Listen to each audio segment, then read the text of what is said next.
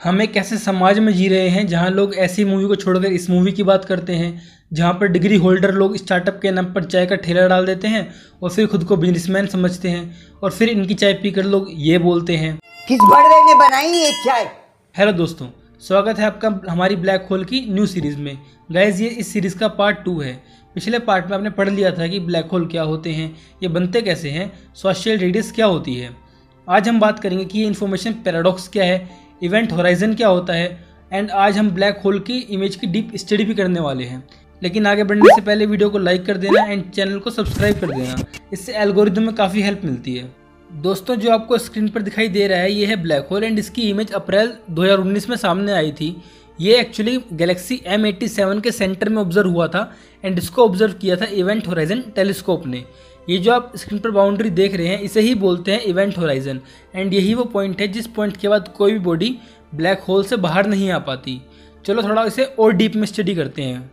दोस्तों, ये जो आपको स्क्रीन पर इमेज दिख रही है ये एक ब्लैक होल की इमेज है। इसमें काफ़ी सारे पॉइंट हैं, जैसे एक्रीशन डिस्क हो गया, इवेंट होराइजन, रिलेटिविस्टिक जेट हो गया, सिंगुलरिटी हो गया, इनर मोस्ट स्टेबल ऑर्बिट हो गया और फोटोनोस्फेयर हो गया।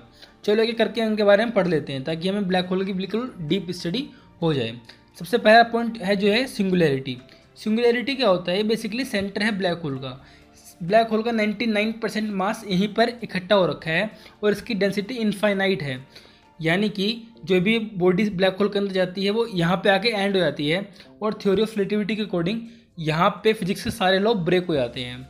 सेकंड, इवेंट होराइजन, ये मैं आपको बता चुका हूँ पहले ही।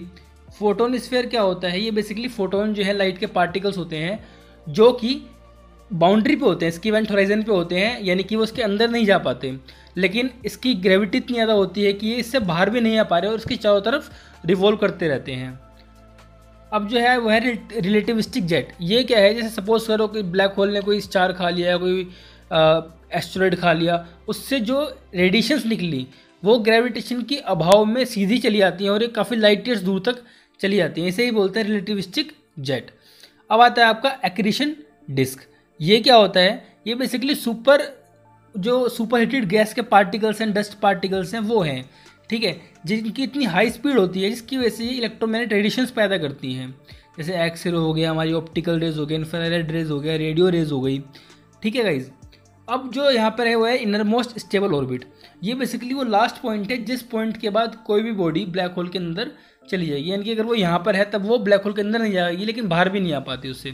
ये इनर मोस्ट स्टेबल ऑर्बिट है, यानी कि इसके बाद कोई बॉडी ब्लैक होल के अंदर चली जाएगी। ओके दोस्तों, तो अब ब्लैक होल की इमेज की डीप स्टडी करने के बाद अब बात करते हैं ब्लैक होल इन्फॉर्मेशन पैराडॉक्स की।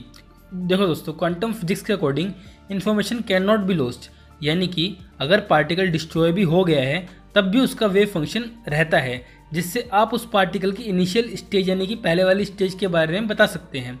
अगर इसका मैं आपको सिंपल सा एग्जांपल दूं तो सपोज करो कि एक पेपर है जो कि जलकर ऐश यानी कि राख बन गया, लेकिन अगर हम इस ऐश यानी कि राख की डीप स्टडी करेंगे तो हम पेपर की इनिशियल स्टेट के बारे में जान सकते हैं, जैसे कि पेपर की थिकनेस क्या थी, उसकी लेंथ क्या थी, उसकी ब्रेथ क्या थी, एट्सेट्रा एट्सेट्रा।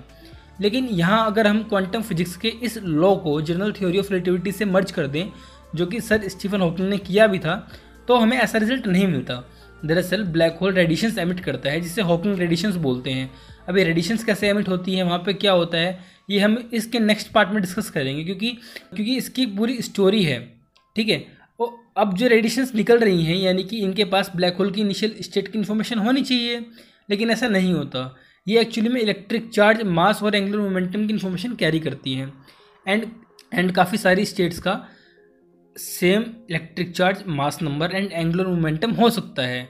इस वजह से हम उसकी कौन सी स्टेट थी इसके बारे में नहीं बता सकते, यानी कि वो इन्फॉर्मेशन की पहले ब्लैक होल कैसा था वो लॉस्ट हो गई।